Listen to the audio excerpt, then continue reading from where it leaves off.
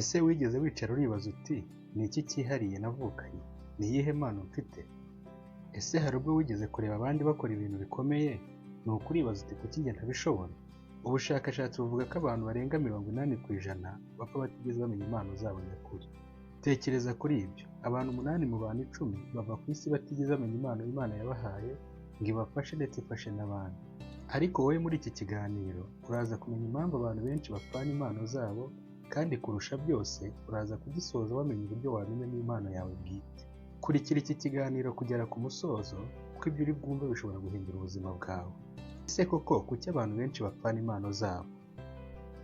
Impamvu ya mbere ni ubwoba bwo gutangira, ubwoba bwo kwitwa ko udafite ubushobozi, ubwoba bwo kunengwa. Hari abantu bafite amajwi y'indirimbo akomeye ariko bakaririmbira mu bwiherero gusa. Hari abashobora kwandika inkuru ziri ku rwego rwo guhindura isi ariko note zabo zihera mu makayi. Hari abashobora kuba abayobozi beza ariko bahora bihisha inyuma y'abandi. Ubwoba ni imva y'impano nyinshi. Ubwoba bushyingura impano nyinshi. Impamvu ya kabiri, kwifuza gushimwa n'abandi. Umwana akura abwirwa n'ababyeyi be ati ugomba kuzaba muganga cyangwa umunyamategeko cyangwa umuyobozi, nuko akagenda akigira ibyo atari byo, akabona impamyabumenyi ariko mu mutima we nyakuri impano ye irimo kurira. Isi ikabona umunyamategeko mwiza ariko ntibamenye ko mu mutima we hari umuhanzi wapfanye indirimbo. Impamvu ya gatatu ni ukudakomeza. Umuntu agerageza inshuro imwe bigapfa, agacika intege, akavuga ati bigaragara ko nta mpano mfite.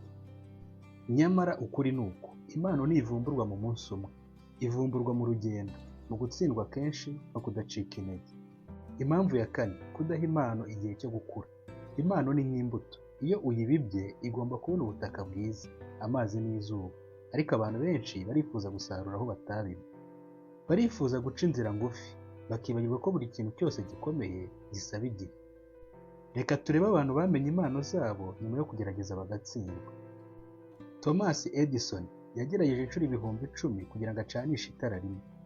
Inshuro 10,000. Tekereza niba we yari kurekura ku nshuro y'100, isi yakabaye ikiri mu mwijima. Ariko yaravuze ati sinigeze ntsindwa inshuro 10,000, nize ko uburyo 10,000 budakora. Oprah Winfrey yirukanwe kuri televiziyo bamubwira ko nta sura ikwiye kamera afite, ariko uyu munsi ni umwe mu bagore bafite ijwi rikomeye kurusha abandi mu isi. Michael Jordan yakuwe mu ikipe y'ishuri ya basket bamubwira ko nta mpano afite, ararira ariko afata icyemezo cyo kutarekera. Ubu izina rye ryanditse mu mateka nk'umukinnyi ukomeye kurusha abandi bose mu isi. Albert Einstein bigeze kumwita umuswa mu ishuri, bamubwira ko ntacyo azageraho, nyamara isi yose imwibuka nk'umuhanga udasanzwe. Abo bose bari kuba bapfanye impano zabo, ariko bahisemo gukomeza, bahisemo kudacika intege. Ubu noneho reka turebere hamwe uburyo wamenyamo impano yawe. None se koko wowe wakora iki ngo umenye impano yawe? Dore inzira enye z'ingenzi zagufasha kumenya impano yawe.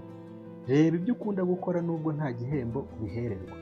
Reba ibyo abandi bagushimira. Reba ibyo ushobora gukora amasaha menshi utarambirwa. Reba uko impano yawe ifatwa n'abandi. Reba ibyo ukunda gukora nubwo nta gihembo ubihererwa. Impano nyakuri iragushimisha nubwo nta gihembo cyaba gihari. Reba ibyo abandi bagushimira. Hari ubwo abandi babona impano yawe mbere yawe. Reba ibyo ushobora gukora amasaha menshi utarambirwa. Iyo ari impano, igihe kirahita wowe ntubimenye.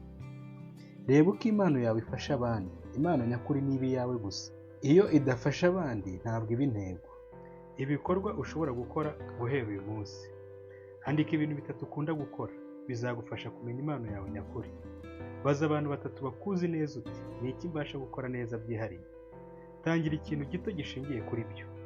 Niba ukunda kwandika, tangira blog cyangwa notes. Niba ukunda kuririmba, tangira YouTube channel cyangwa Instagram. Niba ukunda gufasha, tangira gufasha umuntu umwe uhereye uyu munsi.